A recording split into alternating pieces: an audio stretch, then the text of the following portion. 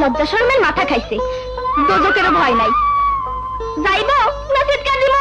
ইসিরে দেও দেও, গলা ফাটাইয়া চিৎকার দেও, পাড়া পড়ছি রে ডাকো, আমার কি তোমারই কলঙ্ক রটবো। দেহ তো কেমন নীলাস, পানিতে আর কতক্ষণ দাঁড়ায় থাকুম? দয়া মায়া নাই?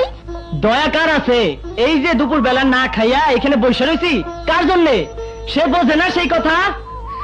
বান্দর মানুষেরে আমি দুই চোখে দেখবার পারি না। আমার কথা রাজি হইলে আমি বাঞ্জামি ছাইড়া দেব।